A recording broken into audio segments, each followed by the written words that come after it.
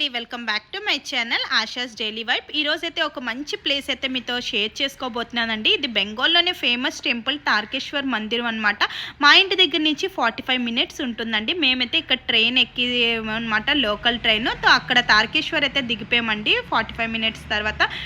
ఇక్కడి నుంచి అయితే గుడికి అయితే వెళ్తున్నాము. ఇంకా గుడి దగ్గర ఇంకా మనకి స్టేషన్ దగ్గర నుంచే పంతులందరూ కనిపిస్తూనే ఉంటారు. మేమైతే ఇంకే పంతుల్ని అయితే పట్టుకున్న డైరెక్ట్గా టోటో ఎక్కిపోయి అయితే గుడి దగ్గర అయితే దిగిపోయామన్నమాట. మనము ఎలా అయితే అంటే కార్తీక మాసంలో పూజ చేస్తూ ఉంటాం కదండి శివలింగమ్మలన్నిటికీ.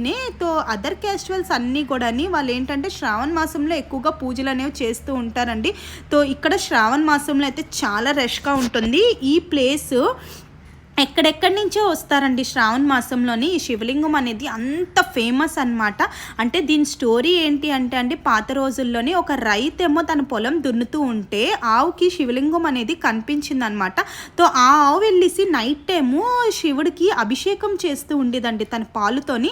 తో మార్నింగ్ లెగిసినప్పుడు ఆ రైతేమో పాలు పిచ్చికేటప్పుడు పాలు అనేది చాలా తక్కువగా వస్తే ఏంటి పాలు ఇంత తక్కువగా వస్తుందని రోజు తను అబ్జర్వ్ చేస్తూ ఉండే అనమాట. ఇంత తక్కువగా ఎలా వస్తుంది ఏంటి. తో తనకు ఒకరోజు ఆవు మీద డౌట్ వచ్చి ఆవు నైట్ టైం ఎక్కడికి వెళ్తుంది అని చెప్పేసి చూస్తూ ఉంటే ఆవేమో వెళ్ళి శివలింగంకి అభిషేకం చేస్తూ ఉండేదన్నమాట. తో ఆ విషయం వెళ్ళేసి గ్రామ ప్రజలందరికీ చెప్తూ ఉండేరండి.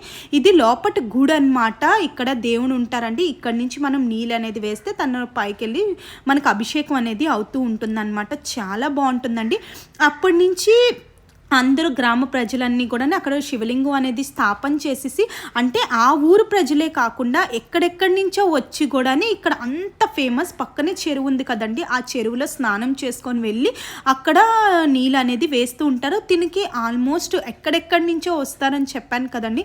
2 days 3 days నుంచి తను అంటే ట్రావెల్ చేసుకుంటూ ఇంటి దగ్గర నుంచి నీళ్ళు తీసుకొని వస్తారండి. ఎక్కువగా మనకి ఆషాఢం అంటే శ్రావణ మాసంలోనమాట బీహారీలు అందరూ అంటే ఆ నీళ్ళు అనేది కింద పెట్టకుండా ఒకళ్ళ భుజం తర్వాత ఒకళ్ళ భుజం అనేది మోసుకుంటూ వస్తారండి. ఒక్కొక్కరైతే నడుచుకుంటూ చెప్పులు లేకుండా అయితే వస్తూ ఉంటారు. చాలా ఎక్కువ ఫేమస్ అనమాట అండి ఇక్కడ శ్రావణ మాసంలోని. చాలా బాగుంటుంది. మేమైతే దర్శనం అనేది చాలా బాగా అయిపోయిందండి. నాకైతే చాలా బాగా నచ్చింది. కార్తీక మాసంలో ఇంత మంచి ఫేమస్ టెంపుల్ని విజిట్ చేయను. ఇంకా వచ్చిన తర్వాత బయట అయితే టిఫిన్ అనేది చేసేసామన్నమాట. ఇక్కడ 40 రూపీస్ ప్లేటు 4 పూరీస్ ఒక స్వీట్ అనేది ఇచ్చారు. టిఫిన్ కూడా చాలా బాగుంది.